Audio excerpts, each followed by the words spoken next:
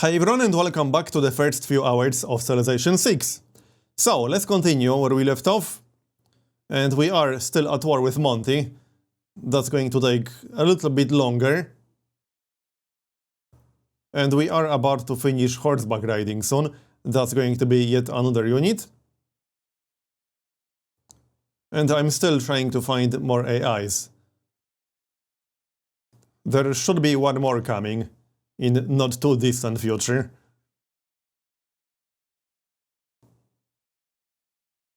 But we can get more experience. Our scout survived.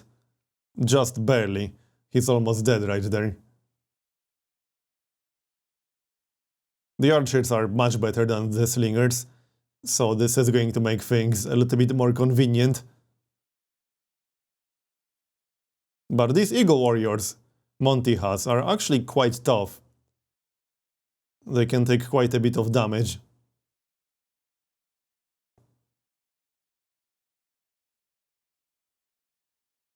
Yep, I'm just going to fortify on top of the encampment. There's no need to be too aggressive just yet.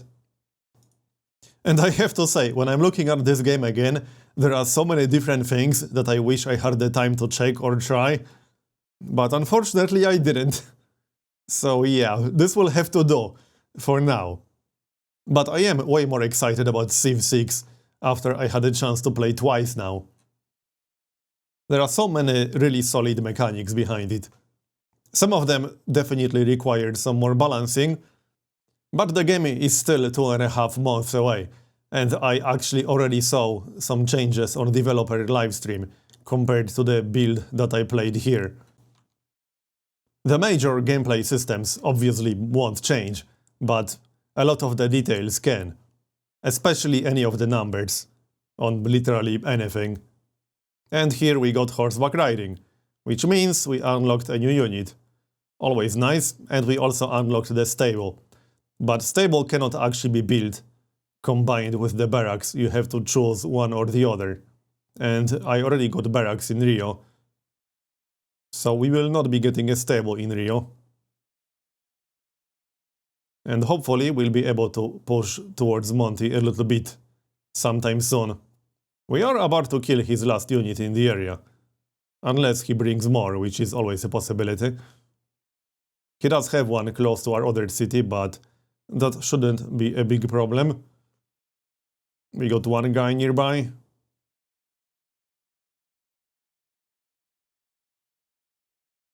And I purchased another tile. Mostly just to improve that, since we had a builder right next to it. I quite like the fact improvements are instant, but builders have limited charges. It changes the way you think about city development. For the better, I think. And here we got a few different options.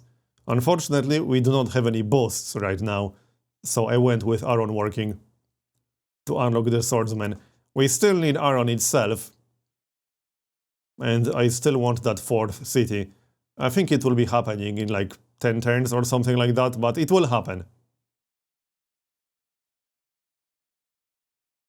Oh, and apparently, one of the reasons why strategic resources are rare is because they are still being worked on. So they will not be as rare as this in the final game. Fortunately, because I was actually a little bit worried about that. They are slightly too rare in this build. But yeah, that's not how it will be in the final game. On a different note, this was actually such a good starting location and such a good start. There's a lot of space to expand to the east. And I only got one really close neighbor. And China's expansion in my general direction is blocked off by city-states. So this was an amazing start as far as expansion goes. I could have started so many good cities to the east, and still some good cities on the coast. Coastal cities in general seem to be quite good and valuable a lot of the time. I just didn't really get a chance to start a lot of coastal cities here. My 4th city will be coastal, but that's about it.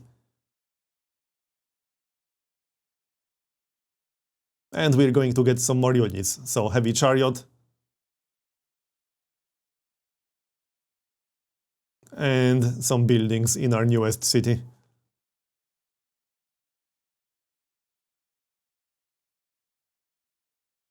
Yeah, if I had more time, I would definitely start a city in this general area that I'm pointing at right now. Quite a lot of wheat over there. And some stone. A lot of rivers. Really nice spot.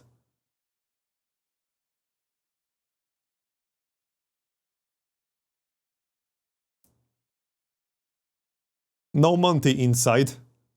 Hopefully we'll be able to go on the offensive soon. That would be nice. I will be showing City Siege in one of the later episodes, because attacking cities is quite a bit different in Civilization 6, as you will see. Every city now has two stats, kind of. It has the fortification, or whatever it's called, and the actual garrison strength. And before you can do damage to the garrison, you need to destroy the city walls first. Unless you have a special support unit, the siege tower, which can allow you to bypass city walls. But if you don't use that, you have to destroy the city walls first, and then you can do damage to the actual city garrison.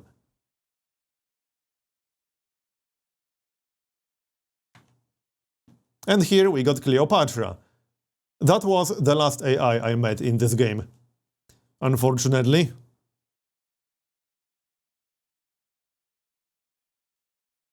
So Egypt respects civs with a bigger military than they have. And dislikes civs with a weaker military. So they are basically kind of like a bully civ. If you have a weaker military, they will dislike you. And Monty is sending more units after all. More cannon fodder. That's the sacrifice, right? Clearly, that's what it is. Also, notice how much research I'm already doing without Eureka boosts. It won't really be possible to get all the Eureka boosts. It's more of a choose your path and work on that kind of thing. And here we completed games and recreation. So that unlocks our unique district, the Street Carnival. And it also gives us a policy that increases housing. And housing is a mechanic that increases population cap or limits population cap, depending on how you look at it. I did pick it up here. I don't think it was really necessary just yet. When I click on any city, you can see housing status at the bottom of the screen. So, like 9 out of 13. If you hit the cap, you have to increase the housing to be able to grow the city more. I did want to test what happens if you increase your housing limit, then use it up, and then lose it. So, for example, swap out this policy, which will decrease the housing cap. In other words, I wanted to test what happens if you end up at, let's say, 9 out of 8 housing. Will nothing happen? Will it decrease your city population? Will it give you a penalty? I don't know. Not to mention 100 other things that I wanted to test, but didn't really get a chance to. This was definitely not enough time to do everything I wanted to do. But the game definitely has this one more turn syndrome. I was so sad when I had to finish this. There's always something happening. Even more so than in Civ 5, actually. You have to make decisions almost constantly. And I like that, actually. There are a lot more decisions to make in the first 50 turns, compared to previous Civ games. And a lot of them will have major impact on the game. And here we're picking the next Civic, just checking out what's available. And Rio. Now, I was considering the Street Carnival because we are at -2 amenities, which is not ideal, let's just say. We also got the Theater Square available, and that wouldn't be a bad option considering we have a Wonder, and it does get a bonus from Wonders. We have a few different options here. This was actually kind of a tough decision. Here you can see that we can get +8 bonus for the commercial hub, and that's what I went with. because +8 is actually kind of a lot for a district. And I can use the gold at this point. I am going to need quite a lot of gold for unit upgrades later on, or even right now. But we will get a different district in our second city, the Theater Square in this case, for a +5 culture bonus. That's a pretty good one.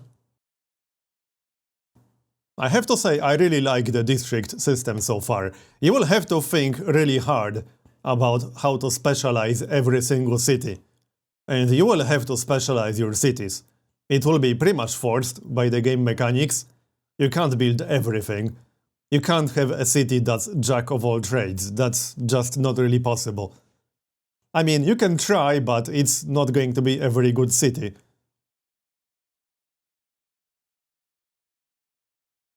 And yeah, we need to get rid of that Eagle Warrior near our third city. We definitely don't want him there. But yeah, attacking him across the river is not necessarily the best option ever. And we got Aaron working. Unfortunately, we don't have actual Aaron, which was a bit of a problem.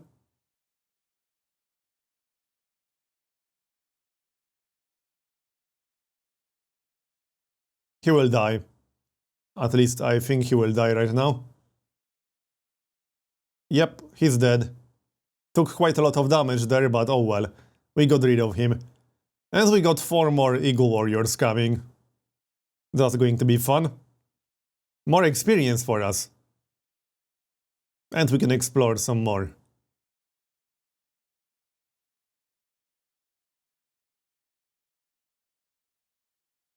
I still got the promotion here, so that's Volley and Garrison. This guy needs some heals. I was trying to be careful here not to lose any of these archers, which is why I backed up.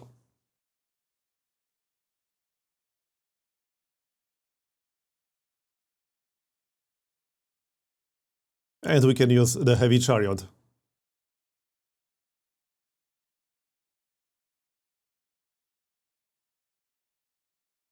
Fast units are actually quite valuable here, with 3 movement points.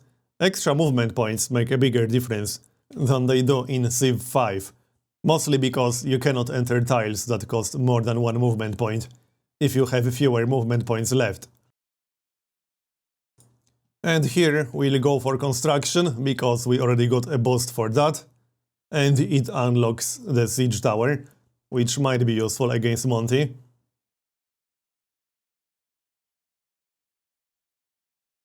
And back to Rio. I just bought an extra archer here because I figured I might need him. Not sure if that was entirely necessary, but there we go, we got another unit. And do remember that the goal here isn't just to defend, but also to attack his capital eventually. There are no other cities on the way, it's just his capital to the east. So that is the goal. It will, however, still take a while.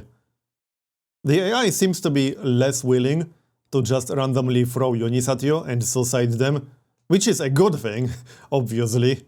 The AI in Civ 5 was very silly at times, so I'm really hoping the AI in Civ 6 will be a little bit better than that. It does seem to be better, but it's kind of hard to judge that so far. Oh, and here we can actually claim a great scientist, which is exciting, because I can show you some great people. So I already mentioned earlier that not every great person of the same type works the same way. And in this case we got Euclid. He triggers the Eureka moment for mathematics and 1 random technology from the medieval era. And he has to be triggered on top of a campus. And he works that way because great people are kind of themed. He works this way because of who he was historically. When I get a second great scientist, and I will get a second great scientist later, he will have different mechanics. And I quite like that. Imagine the modding potential for that too. And there are so many changes to bigger and smaller game mechanics in Civ 6, just like this one. You will see a lot of things that work slightly differently. And I actually quite like that. It often adds more flexibility as well, just like with great people. It's more interesting when they work in different ways, especially when you compete for them. So, we got a few more promotions. We got Garrison and Arrowstorm. And we do heal 50 hit points when we pick up a promotion.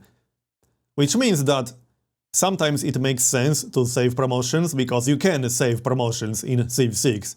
It's just that if you are sitting on a promotion, that unit will not gain experience anymore. So you have to decide, do you want to save that heal for a better moment, for a better situation, or do you want that promotion ASAP to continue gaining experience? It's yet another decision that you will have to make. And here we got Construction.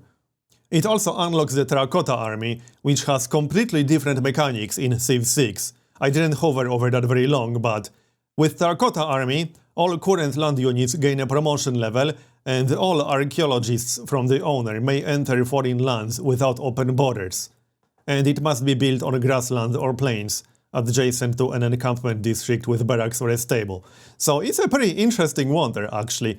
It's not strictly a military wonder. It will be quite useful if you are going for culture victory or whatever, and want to send archaeologists to AIs who won't necessarily give you open borders. Still fighting Monty here. Notice how America mostly doesn't give a damn about us, and this is because we are technically on a separate continent. Yes, we are all on one Pangaea, but even a Pangaea is divided into further continents. And because we are on a different continent, he doesn't really care about our war with Monty. If we were on the same one, he would definitely be upset, because that's his agenda, that's his thing. He doesn't want you to mess up his continent with wars.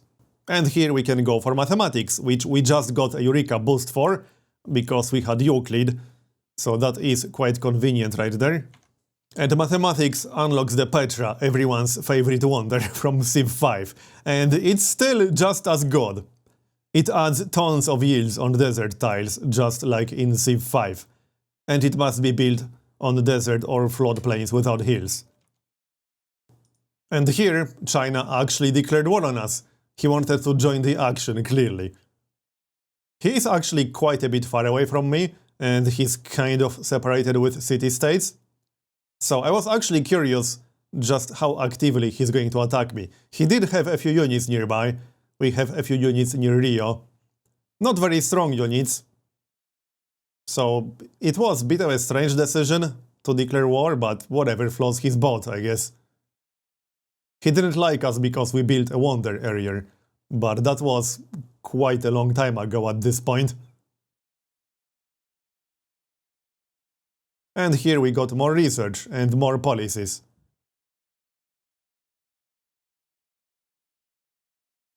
And we can pick our next civic. There are quite a lot of options at this point. I was deciding whether to go for recorded history first or military training first. One of the things recorded history unlocks is the Great Library Wonder, which I wasn't really going to build at this point because I was too busy with Monty, but in Civ 6, the Great Library gives you a boost to all ancient and classical era technologies. So if you are prioritizing culture a lot more than science, it can be a pretty nice catch-up wonder, since it's unlocked through the civic tree, and it helps you with your tech tree. As long as you can actually build it, that is. The requirements are not very hard to meet. You just need any flat land adjacent to a campus district with a library.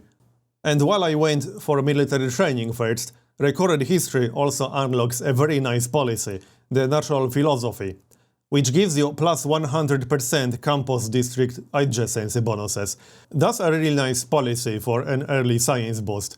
Here I decided to peace out with Monty for a bit, not because I didn't want to fight him anymore, but mostly because I wanted to test a few more things with diplomacy.